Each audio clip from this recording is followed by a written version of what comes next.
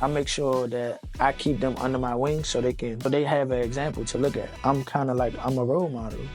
I'm something that I didn't have growing up in the gym. You know what I'm saying? I didn't have a world-class elite fighter in front of my face every day. And sometimes I gotta bounce back and like I gotta step outside myself and see that I am setting up. I really am an example for them. This is something that they want to do, especially if they want to take it to another height or another level.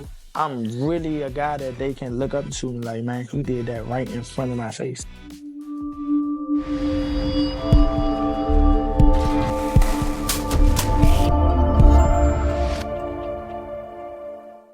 What's up, everybody? Here off the field with Isaiah Robinson, special guest Lamont Roach Jr., standing at 5'7", 130, super featherweight fighter. How you doing today? I'm doing good, brother. Nice for having me. Appreciate you for coming on.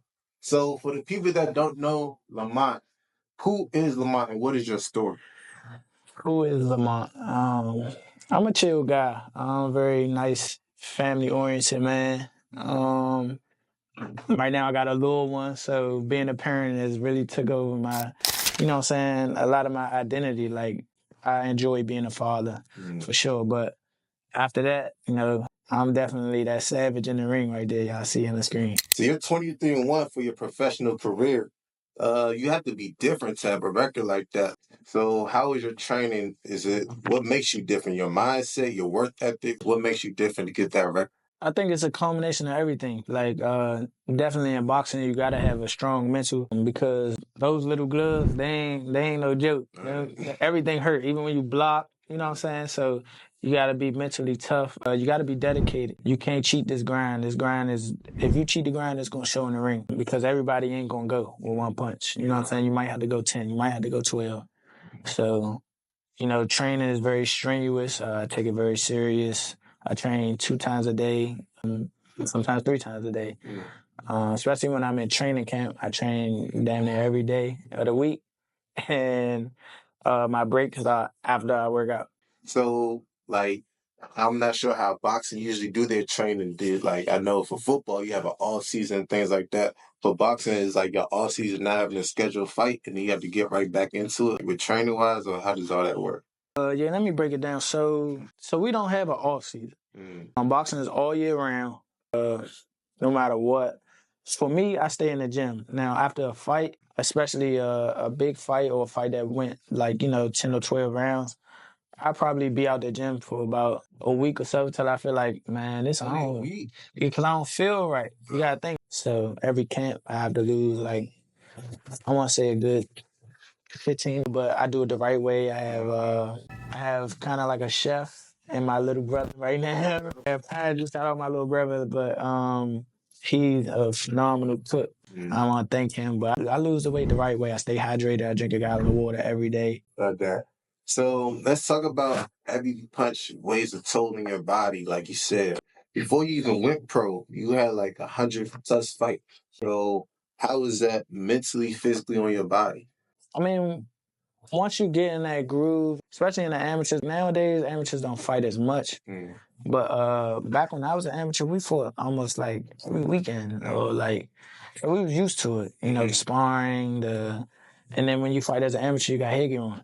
So it's not as bad. You got 10-ounce gloves on. You're not that big. The gloves are usually very cushioned in the knuckle part. As far as the amateurs, professional gloves, they cut way different. The gloves are smaller, and you don't got no headgear. So growing up fighting the amateurs and having all them fights, it didn't take a toll on me. We didn't spar every day.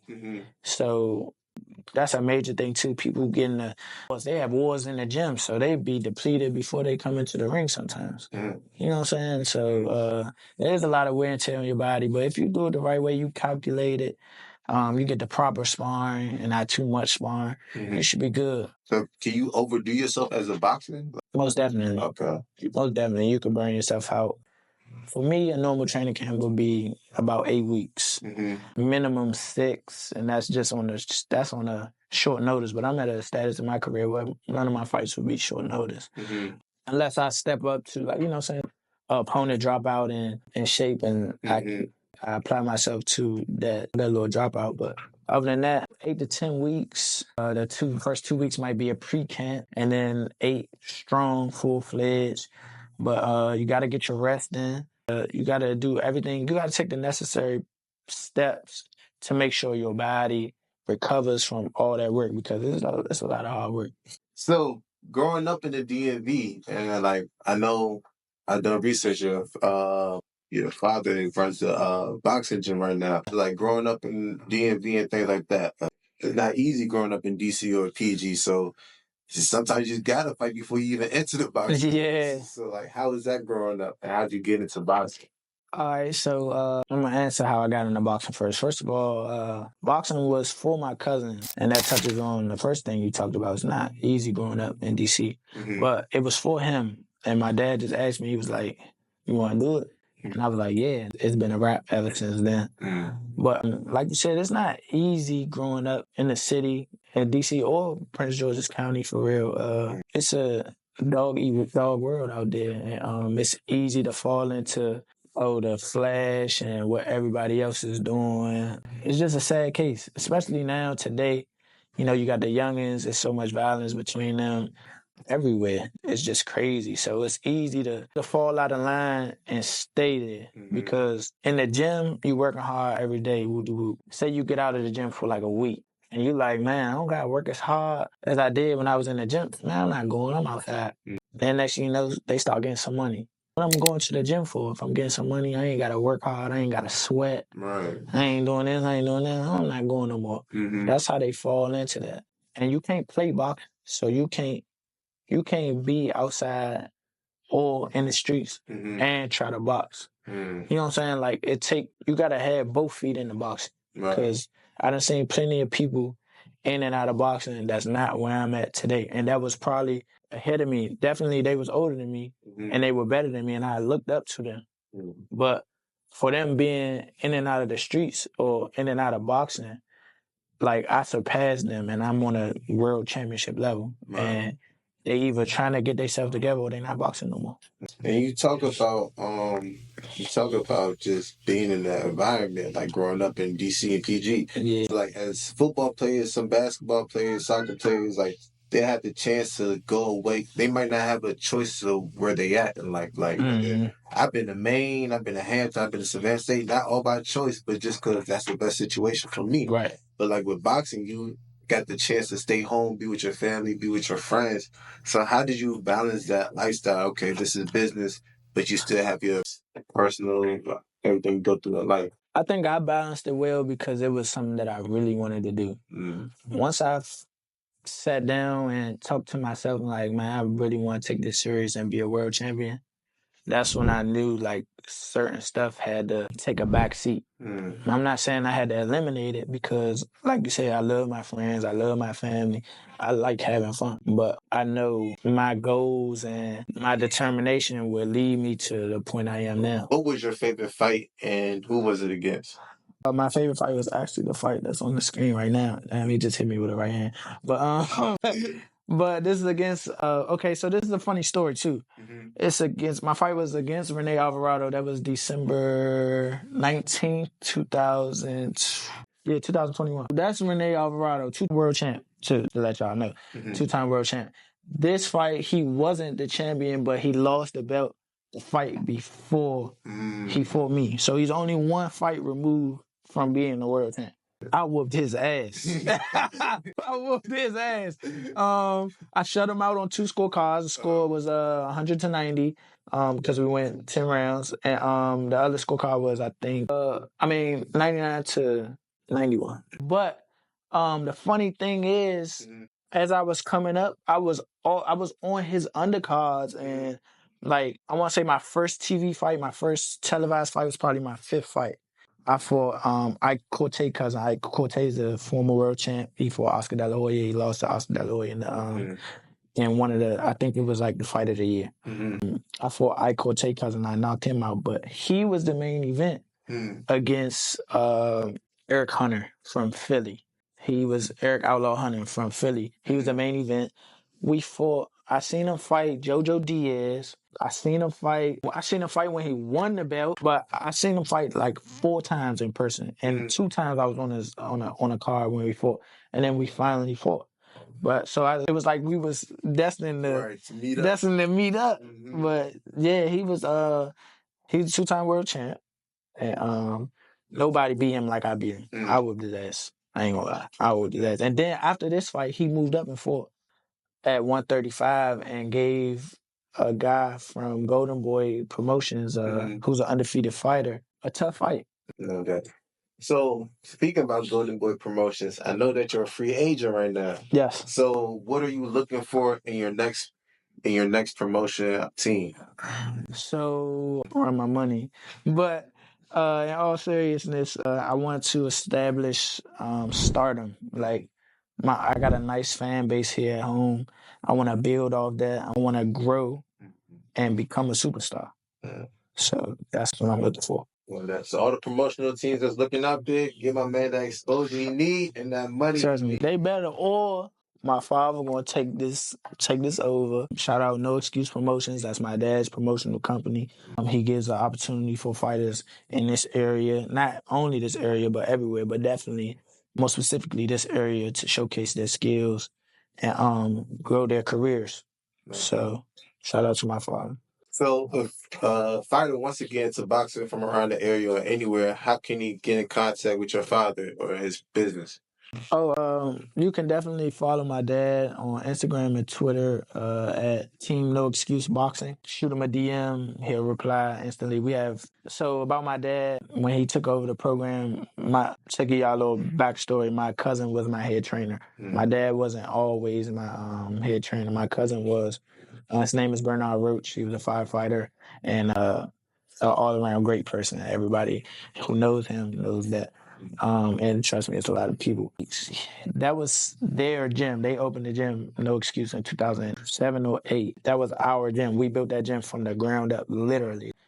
Moving the stuff out of the building, cleaning it up, putting the ring in, all that stuff on our own. And we built that gym like it's not your modern day super gym where it's not an insulated building. It's like a shed.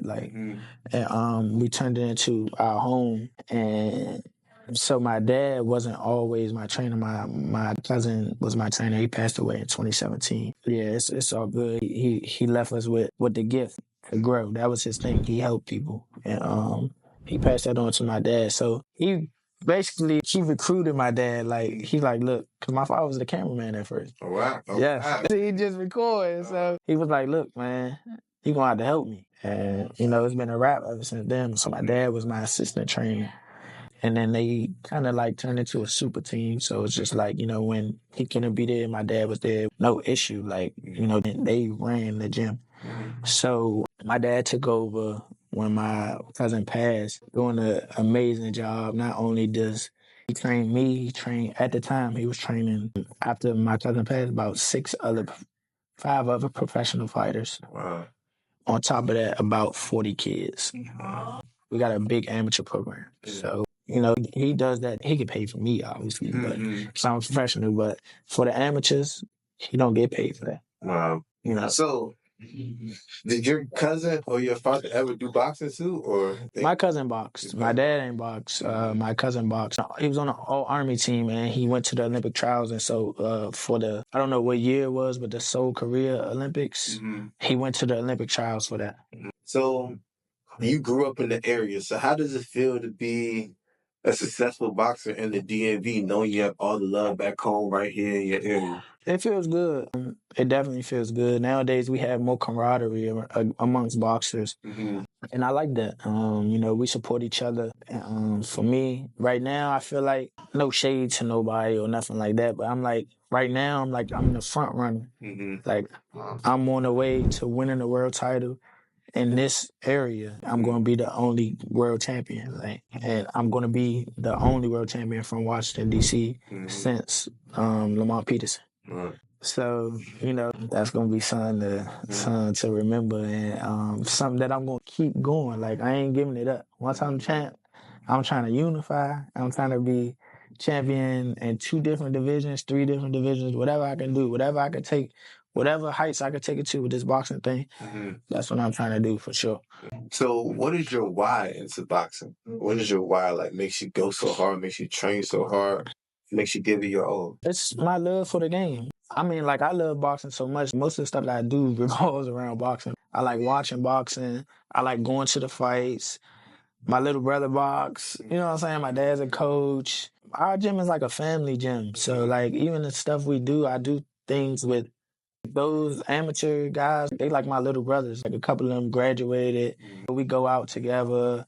But, like, I make sure that I keep them under my wing so they have an example to look at. I'm kind of like, I'm a role model. I'm something that I didn't have growing up in the gym. You know what I'm saying? I didn't have a world-class elite fighter in front of my face every day. And sometimes I got to bounce back and, like, I got to step outside myself and see that I am setting up. I really am an example for them. This is something that they want to do, especially if they want to take it to another height or another level. I'm really a guy that they can look up to and like, man, he did that right in front of my face. I can do the same thing he did because we right here. I didn't even think about that because for me, I had like a lot of NFL quarterbacks growing up I used to train with, like Dwayne Haskins. I trained with him all the time, like Trace. It's just like that role model of having a talented person to look at, to chase after, like that's what's needed. And for you to make it this far without having a role model like that in your career, that's very impressive. It just speaks to talent, speaks on your talent and work ethic right there. And then my why too is it's the way I provide for myself, and not only myself, my son.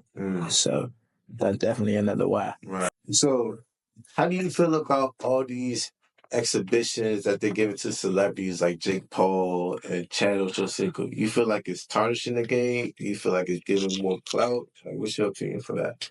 Both. And I'm going to tell you why. It's tarnishing kind of because you got people who work their whole lives to get on a certain stage and they don't get nowhere close to where Jake Paul and Chad Ochocinco, the YouTubers and all that, they making crazy money. As far as a boxer who been doing this all their life will make a fraction of that, and it wouldn't be nowhere near close to a payday that a main event YouTube fighter would get. You know what I'm saying? Yeah. So that's definitely something that I don't like about that. One thing I will do is salute Jake Paul. At first, I thought he was a clown, but the platform he got, he turned that into his own promotional company, and he giving back to the reason I just said I don't like. He putting fighters on. You gotta think, women's boxing, they just do. They starting to get paid. Right. So without saying too much and going into the sexism of boxing, Jake Paul took Amanda Serrano and gave her, like, put her on his undercard and gave her highest payday that exceeded hundreds of thousands of dollars. He did it. Jake Paul did that. Jake Paul now got MVP promotions and taking young fighters and putting them on a platform on the zone. And he making them fight in series, but he getting them paid. Right. And that's something that I like about that. Jake Paul is really putting fighters on. And I definitely like what he did with Amanda Serrano. And he backing her 100%. He backing her play. He like, I got the best woman fighter in the world. I'm putting my money up on her. Right. So he doing that. That's what I like about Jake Paul. Yeah. The rest of them, I ain't with it, but Jake Paul, you got my support. Because a lot of people need that. Like I said, they've been working all their life. He just happened to be in it. Jake Paul got a big following, and he got on that platform, and he got 6. I don't even want to air quote it no more. He got like 6 professional fights. Made more money than a lot of people.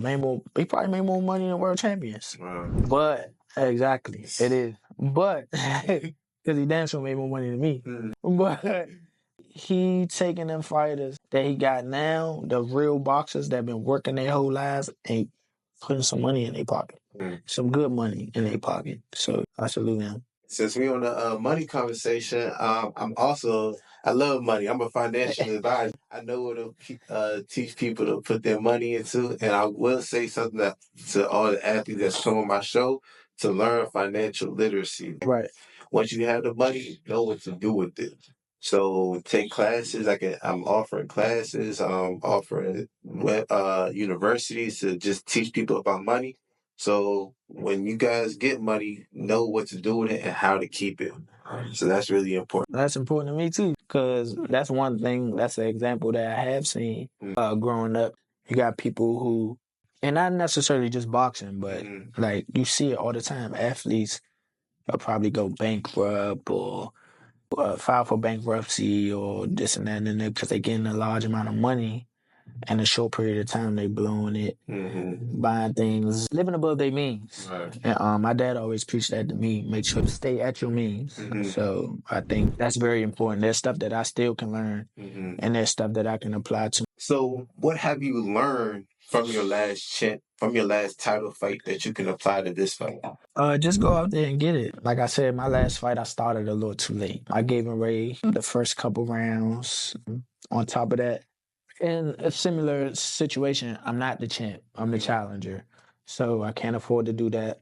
And we know that already. But at the end of the day, man, this man ain't on my level. He ain't on my level. So the one thing I do know is just apply.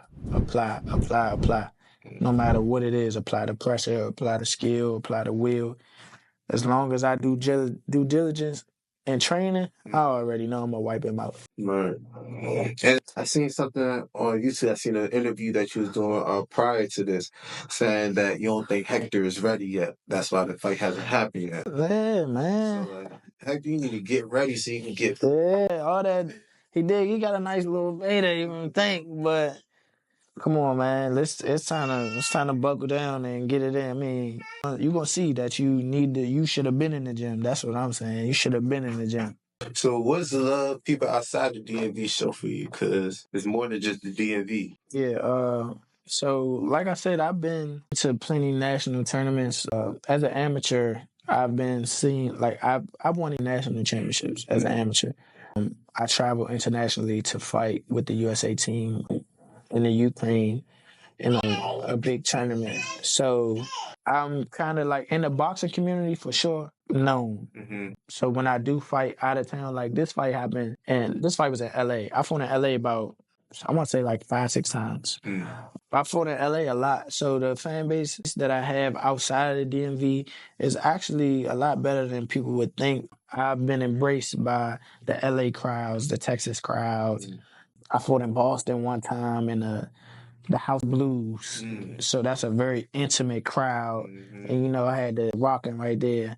You know what I'm saying? So I get a lot of love outside of the DMV. And I try to show love back to them. I try to bring little shirts, and I try to cater to the crowd probably with my music, what I walk out to and stuff like that. I take pictures with all the fans.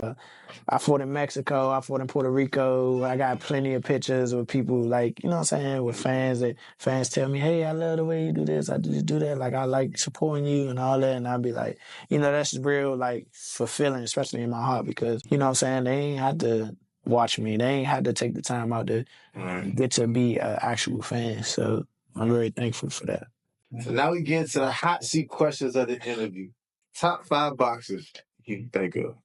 Top 5 boxers. My favorite 5 boxers or top 5 boxers in boxing right now? Your favorite 5. My favorite 5 all time. Prince Nassim Ahmed, Roy Jones Jr., Ricardo Lopez. That's a smooth guy. Sugar Ray Leonard. One more. Am I forgetting somebody? I know I got. You go for Mike Ali. I love Mike. I love Ali, but I'm not a super crazy fan of them. Me. Yeah. So you got it to yourself. Me. Yeah. My little brother, honorable mention. Okay. That's my favorite fighter. He gonna like that? He can boogie. I'm trying to tell you. He's actually ranked number 1 amateur in the United States. He's on the high performance USA team with another guy that's in the same weight, and they're competing to be on the Olympic team. Oh, wow. So, okay, cool. So he about to follow your footsteps, right? Now he already passed me as far as the amateur game. I was on the USA team, but I wasn't about to be in line to be on the Olympic team. That's huge. That's huge, yeah. Yes. Growing up, who did you look up to boxing wise? Like, who did you watch? So growing up, I told you I was in the gym full of nice boxers. I'm gonna lie. When I was young, my cousin, he had at the time Darius Moten, Larry Riccio, Antoine Douglas, my cousin Tony Magruder, all those national champs. Like at the time, I was 10. They probably 4 or 5 years older than me and stuff like that. So I was definitely looking up to them. I definitely say Lamont Peterson. As I got older, I remember going to his fight against Amir Khan for the world championship. If you go look at that tape, you could see me on TV like the whole fight. You see me standing in the chair when they announced the decision. I'm jumping up and down. I'm like, yeah, like I won the championship. Right. So that was he was a guy that I looked up to for sure. My cousin made me watch Sugar Ray Leonard tapes, so for sure. But I never met him in person until I got older. Okay. But yeah, those guys are really the ones I looked up to in boxing because they was in front of me every day. And obviously I wasn't as good as them because they were already established in their craft. And I wanted to be like them. Right. Toughest opponent you face so far? And pro, amateur, and outside of boxing. Toughest opponent I face as a pro. If I put it into perspective, I got two. This guy, what's his name? I forget. I fought him in Vegas for the NABO WBO championship. Jonathan Okendo. Okay, John. That's a hard hitting motherfucker, man. That's a tough, hard hitting guy. That was tough. And to put it in perspective, this one guy I fought, and it was on me because I wasn't really doing what I was supposed to be doing in training camp.